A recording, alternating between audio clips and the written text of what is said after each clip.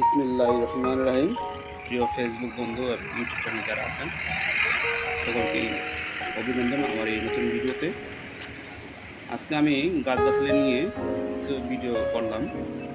ভিডিওটি করা হয় সকালে, তখন আপনারা জানেন যে আমি সকালে হাঁটাহাঁটি করি, সকালে ফজর নামাজ পড়ি, হাঁটতে চলে গেলাম আপননগর। এবং আপননগরে রাস্তার ধারে দেখলাম যে বিভিন্ন চমৎকার কিছু গাছ, যেগুলোর বৈজ্ঞানিক নাম আমার জানা নাই, তবে এটুকু জানি যে এইসব গাছগুলো ভেষজ উপাদান খুবই প্রয়োজনীয়। যেমন এই গাছটি হলো ধুতরা গাছ। এই ধুতরা ফল আমরা জানি যে ধুতরা গাছের রস বিষের মতো। তো এই গাছটি সাধারণত পোকা দমনে ব্যবহার করা হয়, এবং এই গাছের রস এবং এই গাছের যে ফল, এই ফল থেকেও ভেষজ যে ঔষধ তৈরি করা হয়, আয়ুর্বেদিক যে ইউনানি যে ওষুধ আছে সেগুলো তৈরি করা হয়। এই ধুতরা গাছের যে ফল, এই ফলটা আমি দেখেছিলাম জন্ডিসে যাদের হয় তাদের এই জন্ডিসের সময় এটার রস নাকে দিলে তো সর্দি চলে আসে এবং জন্ডিস থেকে আরোগ্য লাভ করা যায়। আসলে আমাদের সমাজের চারদিকে বিভিন্ন বন জঙ্গলে বিভিন্ন গাছ আছে যেগুলো আসলে অনেক উপকারী, যেগুলো থেকে বিভিন্ন ওষুধ পাওয়া যায়, আয়ুর্বেদিক বিভিন্ন ওষুধ পাওয়া যায়। তো অবহেলায় অযত্নে বেড়ে ওঠা গাছগুলো আমাদের জীবন রক্ষার্থে খুবই সহায়ক।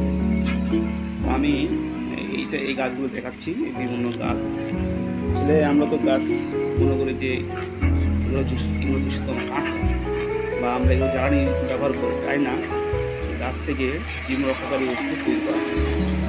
জীবন রক্ষাকারী মালিক তখন আল্লাহ, তারপর আল্লাহ তাআলা যেহেতু সৃষ্টি দিয়েছেন এবং এই সৃষ্টি থেকেই বিভিন্ন ওষুধ তৈরি করা হয়, এটা মানব কল্যাণে ব্যবহার করা হয়। আর সকালবেলা যখন আপনি বের হবেন আর হাঁটার জন্য, মুক্ত বায়ু, যে বায়ু আপনার শরীরের জন্য খুব ভালো, তো আমি সরাসরি সবসময় বলে থাকি যে নিয়মিত হাঁটাহাঁটি করুন।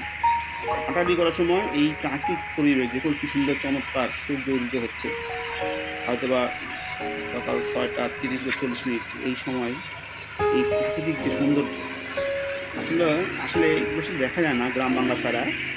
তো হাউজিংয়ের বদলতে রাজধানীর আপননগরে এগুলো দেখলাম। এই গাছগুলো হলো লজ্জাবতী গাছ। আমরা জানি যে লজ্জাবতী গাছ স্পর্শ করলেই তার পাতা দেখুন কীভাবে সাড়া দিচ্ছে, আপনি স্পর্শ করেন সাড়া দিচ্ছে। তো সবচেয়ে বড় যেটি সায়েন্টিফিক কথা বা ইনফরমেশন, সেটা হলো লজ্জাবতী গাছ থেকে কিন্তু আয়ুর্বেদিক ইউনানি ওষুধ তৈরি হয়, যেটা মানব কল্যাণে ব্যবহৃত হচ্ছে।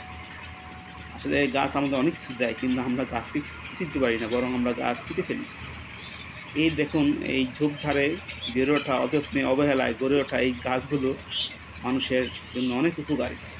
এগুলো লজ্জাবতী গাছ, চমৎকার চমৎকার বিষয়গুলো। আল্লাহু আকবার। মহান আল্লাহ তাআলা মানুষের কল্যাণে বিভিন্ন গাছ দিয়েছেন, এবং এই গাছ থেকে বিভিন্ন রোগ ব্যাধির ওষুধ প্রস্তুত করা হয়। সবচেয়ে বড় কথা হলো এইসব গাছ থেকে তৈরিকৃত ঔষধ কিন্তু মানব কল্যাণে ব্যবহৃত হয়, এবং যেগুলোর সাইড ইফেক্ট খুবই কম। এই যে একটি গাছ আপনার দেখাচ্ছি, ধুতরা গাছ।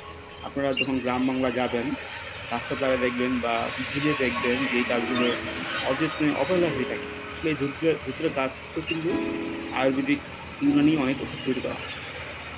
আমি বললাম যে আমরা ছোটোকাল দেখতাম যে এটার ফল থেকে রস আহরণ করে সেই রস জন্ডিসের রোগীদের নাকে দেওয়া হয়, এবং যার ফলে সর্দি লাগে এবং জন্ডিস থেকে নিরাময় হওয়া যায়। এই গাছগুলো কিন্তু অবহেলায় অযত্নই হয়ে থাকে, এগুলো লাগাতে হয় না। সৃষ্টি যে মহান আল্লাহ তাআলা, উনি সব মানুষের দিয়ে থাকেন। চমৎকার এই গাছগুলো যখন করে হাঁটতে যাবেন আমরা জায়গায়, তখন দেখবেন যে কি সুন্দর ফুল, প্রাকৃতিক ফুল, আল্লাহর কি সৃষ্টি, সুবহানাল্লাহ। যাই হোক বন্ধুরা, আমার ফেসবুক পেজটিকে আপনারা ফলো করুন এবং আমার ইউটিউব চ্যানেলটিকে আপনারা সাবস্ক্রাইব করুন। এই ধরনের ভিডিও সবাইকে ধন্যবাদ।